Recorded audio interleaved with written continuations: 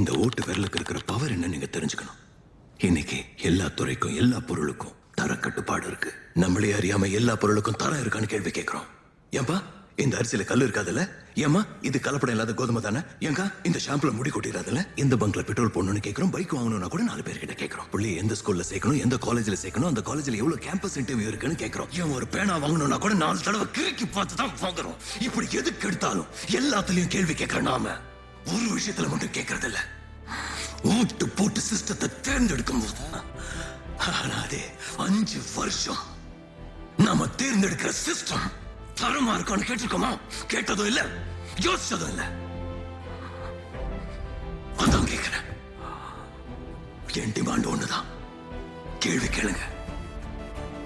பணம், பயம், ஜாதி, மதம், கம்யூனிட்டின்னு பார்த்து ஓட்டு போடுறதை விட்டுட்டு உங்ககிட்ட ஓட்டு கேட்டு வரவனோட தரத்தை கேள்வி கேளுங்க.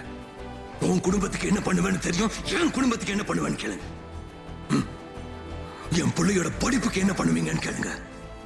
படிச்சவ வேலை வாய்ப்புக்கு என்ன பண்ணுவீங்கன்னு கேளுங்க. சீனியர் சிட்டிசனுக்கு மருத்துவத்தை இலவசமா கொடுப்பியான்னு கேளுங்க. அடுத்த 5 வருஷத்துக்கு நீ இந்த நாட்டுக்கு என்ன பண்ணுவேன்னு கேளுங்க. கேட்டுக்கிட்டே இருங்க. உங்க கேள்விக்கு அவன் வெயிட் பண்ணும். அதுதான் இந்த ஓட்டு விரலுக்கு இருக்கிற பவர். ஓட்டு தான் உங்க உரிமை. அதை வச்சு கேள்வி கேளுங்க. நீங்க கேள்வி கேட்டா போதும். உங்க கேள்விக்கு அவ்வளவு பவர் இருக்கு. என்னோட இந்த டிமாண்டை பூர்த்தி பண்ணீங்கன்னா உங்களுக்கு கிடைக்க போறது விடுதலை.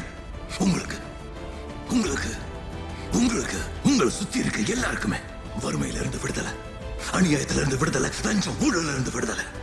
அதுக்கெல்லாம் நீங்க செய்ய வேண்டியது ஒன்றே ஒண்ணுதான். கேள்வி கேளுங்க.